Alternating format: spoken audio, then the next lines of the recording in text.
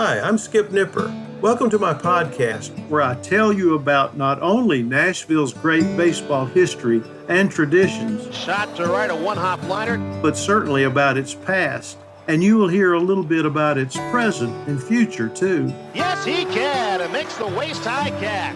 There are great stories about Tom Wilson Park, Herschel Greer Stadium, Sulphur Dell, and the players, coaches, and fans who love everything about baseball. And every once in a while, you will get to hear from a special guest who will share their fondness and even passion for the great game. The high fly ball down the right field corner, going way back, hits a lead-off home run. There are some great ball players who have stepped onto the diamond in Nashville, whether at Athletic Park or Sulphur Dell or one of the other ballparks in town. And today I want to tell you about a special pitcher who twirled his best for Nashville's early years in the Southern Association. Warren William Sanders was born on August the 2nd, 1877, in Maynardville, Tennessee. That's up in Knox County. The third of 7 sons born to Alfred McFeeder Sanders, a farmer who later became a timber dealer, and Martha E. Sanders. Now, she was born in 1851 in Kentucky. But in the 1880 census, our Sanders was referred to as Warry, W-A-R-R-Y, as a toddler. But it was soon shortened to Ward, W-A-R, as he gained early fame as a star pitcher for the Nashville Volunteers and the Southern Association before spending parts of the 1903 and 1904 seasons with the St. Louis Cardinals, a team that finished in the lower ranks, and nearly 8 years with the Omaha team in the Western League and 2 years as a minor league manager.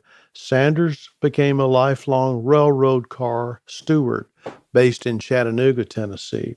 But I jumped a little bit ahead of myself, so let's go back to his beginning career in baseball. By late 1895, the Morristown Reds, his local amateur team, featured a formidable pitching duo with Ott Riggs and Sanders, and reports highlighted that Sanders achieved a remarkable record of 20 strikeouts in a single game.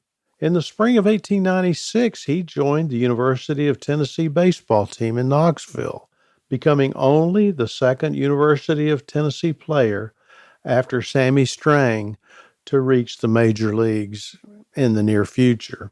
And after the college season, he was discovered and signed by Frank Moffitt, manager of the Knoxville Indians, a non-affiliated semi-professional team.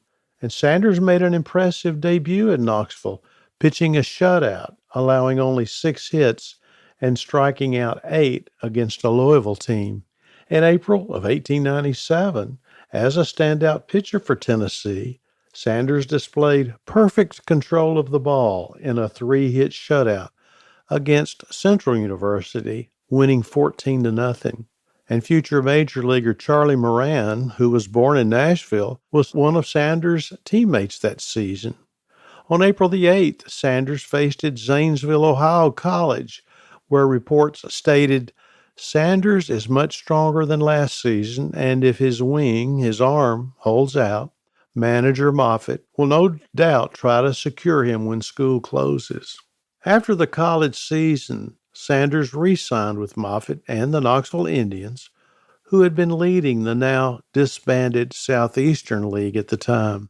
He also played for Asheville during the summer, returning to Knoxville by Labor Day, where he pitched a complete game and achieved 3 hits in a win over the Hamilton, Ohio Browns. In 1898, Sanders signed with the Grand Rapids cabinet makers of the Interstate League. Years later, his Grand Rapids roommate, Nick Altrock, shared a story about how they used a quilt from Sanders' mother to keep him warm during a snowstorm in spring training in their unheated hotel. Well, Warren made a successful professional debut, allowing only 6 hits in a 10-3 victory over the Youngstown Puddlers. With help from former Knoxville manager Moffitt, Sanders joined the Indianapolis Hoosiers in the Class A Western League in 1899 But unfortunately, he was sidelined for more than a month due to a sore elbow. At the turn of the century, he returned to Indianapolis, now part of the Class A American League, before being released to the Decatur, Illinois Commodores of the unclassified Central League. In 1901, Sanders was invited to the training camp of the Nashville Volunteers in the reorganized Class B Southern Association. Standing 5 feet 10 inches tall and weighing 160 pounds, he made the team and started the second game of the season, striking out 10 batters with his impressive curveball in a victory over the Chattanooga Lookouts. 4 days later, Little Sanders pitched a 3-hit shutout against the same Chattanooga team. However, he faced challenges, giving up 19 runs on 23 hits in a June loss to the Memphis Egyptians, and he sustained a serious injury in a game against the New Orleans Pelicans on August the 7th, which required a 2-day hospital stay. Upon his return, he lost 1-0 to the Little Rock Travelers in the first game of a doubleheader on September the 10th. Later that month, he suffered a hand injury from a line drive during a game against the Shreveport Giants. But despite these challenges, Nashville managed to win the initial pennant of the reconstituted league by a narrow margin over Little Rock, with Sanders finishing second in the Southern League with 21 wins. And after the season, he underwent surgery for an enlarged gland in his leg. The Southern Association became a Class A circuit for 1902. Sanders won the season opener 8-2 on April the 26th in Georgia against a New Atlanta Fireman club. Although Sanders slumped to finish with a record of 22-12 for the year, Nashville still repeated as league champions, supported by his efforts and those of Hugh Hill, who also won 22 games on the mound. In September 1902, Sanders was sold to the St. Louis Cardinals for delivery in the spring of 1903, and he spent his second consecutive off-season working in West Nashville at the Nashville, Chattanooga, and St. Louis, or NC and STL, railway shops. Sanders had 2 short stints with St. Louis in 1903, appearing in 8 games, winning 1 and losing 6.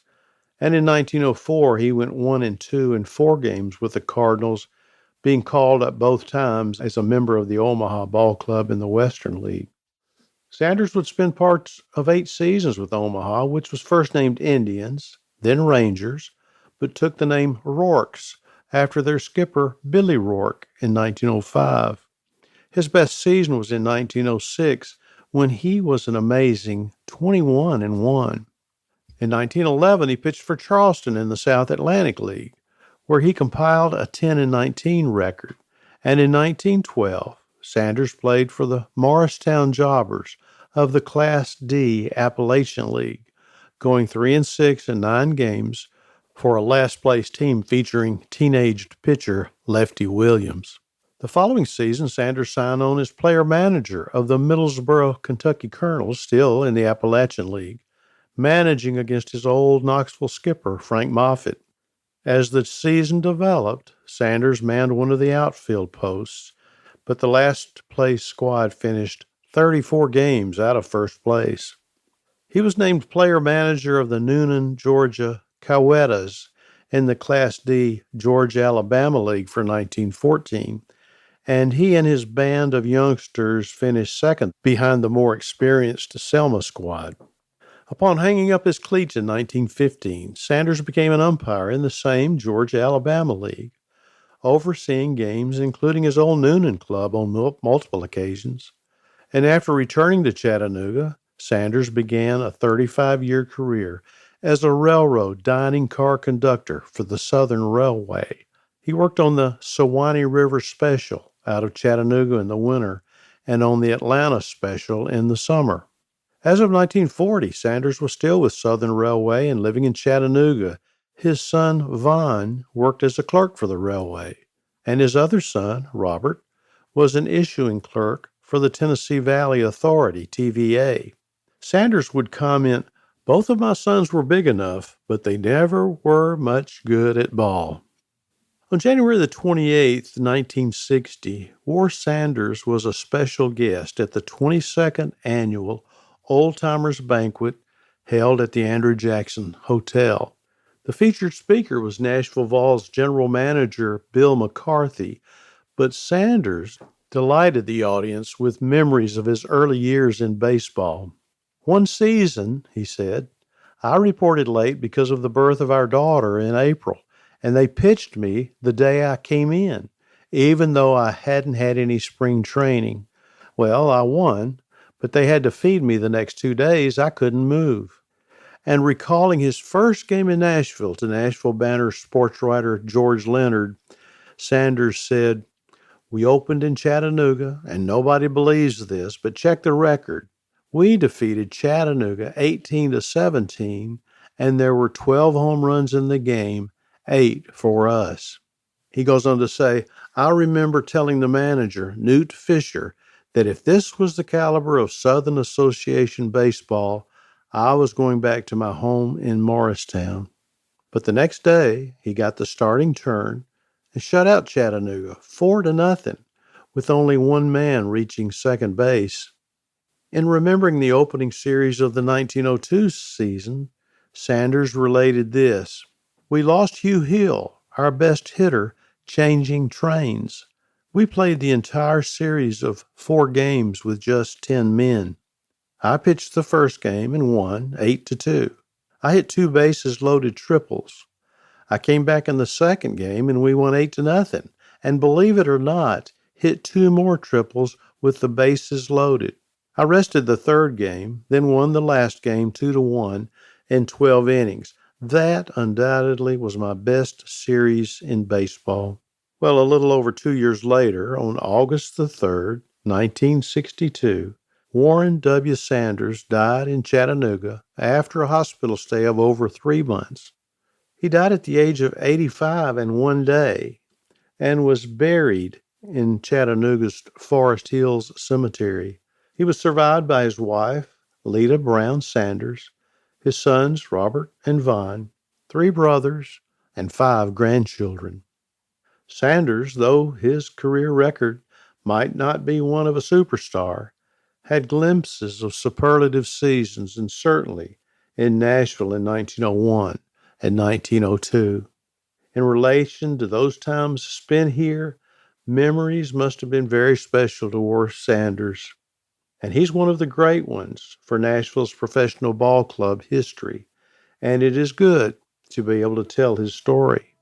Well, he was a good one, certainly. War Sanders has a great story for a long period of time in baseball and in the railroad business. And I'm glad to be able to tell that today. As always, I want to tell you how much I appreciate you listening in. If you have any suggestions, criticisms, or remarks, certainly send them my way at 262downright@gmail.com. And as always, thanks for listening.